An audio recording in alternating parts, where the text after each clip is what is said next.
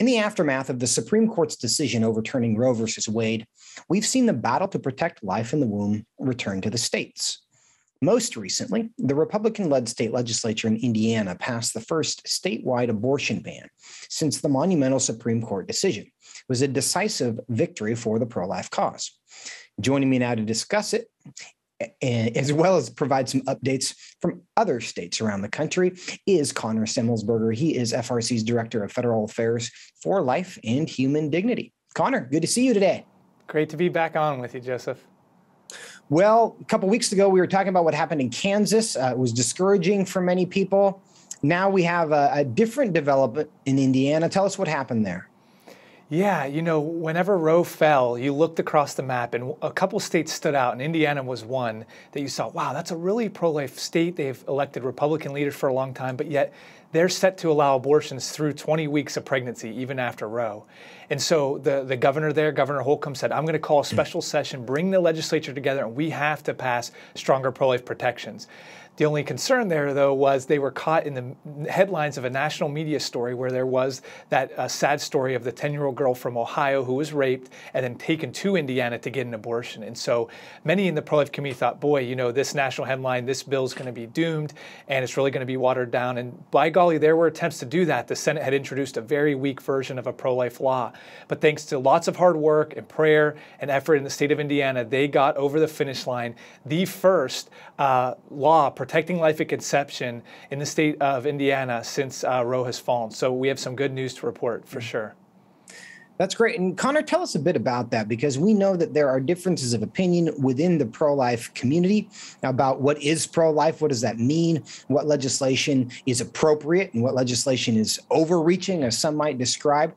What was the evolution between what you described as the weak proposals early on and then what it ultimately became? Yeah, the original version introduced by the Senate really wasn't going to do much of anything to close down the abortion clinics, to actually put in protections to ensure that abortionists weren't performing abortions earlier, than 20 weeks. And so what happened is there were some good amendments offered, and one of the keys was over what exceptions to allow. Do we allow exceptions for rape, incest, fetal anomalies? And that was a key point of contention, but a debate happened, and unfortunately, again, we'd love to see that those exceptions weren't included. They did get included. However, the bill was strengthened tremendously to ensure even abortions for those exceptions only would take place in a hospital and were limited to only the first trimester of pregnancy. So not ideal. There's still a lot of work to be done. But boy, Indiana went from a state that allowed 8,000 abortions last year. Their abortions were increasing. And this bill now is expected to stop over 95% of all abortions in the state. That is, of course, great news. But Connor, I'd like to see if you can connect some dots for us, because you mentioned the defeat of the Kansas constitutional amendment there that was a pro-life effort, and that was defeated by the voters. Now we see the Indiana legislature respond with maybe imperfect but good pro-life legislation. Is there a theme here between these? Is this just randomness, states behaving in different ways? Is there anything that we can learn from these two events about the state of the country right now on this issue and perhaps what we should be doing moving forward? Yeah, you know, each state is really so unique. What their laws are, their culture, their makeup, what it takes to get a pro-life law over the finish line, they're all unique. But you're right, there are some trends bubbling up. When that Kansas amendment failed, Indiana legislature was currently debating their bill. And so again, all pressure was mounting that they wouldn't get something over the finish line. But despite the media attention, they succeeded. They worked with their governor. They got a good law passed. Unfortunately, that hasn't been the case in some other places. Nebraska, unfortunately, has announced that they won't be returning to strengthen their law that still allows abortion through 20 weeks, way late into the second trimester. But I think you're right. The connections here is that pro-life messages do win. Whenever a true debate's allowed to happen, that was the unfortunate thing about the Kansas ballot referendum is the left, the pro-abortion sides, flooded the state with media attention. They zeroed in all their guns and firepower into that state to dissuade voters, to lie about what the amendment would do, and that really dissuaded voters. But conversely, what happened in Indiana was a true debate amongst elected officials representing their state, debating on the House and Senate floor, offering amendments, and what they did was get a true piece of legislation through. So that should turn to be a model that we can elect these pro-life legislators and even Supreme Court justices at the state level to uphold these life-affirming laws.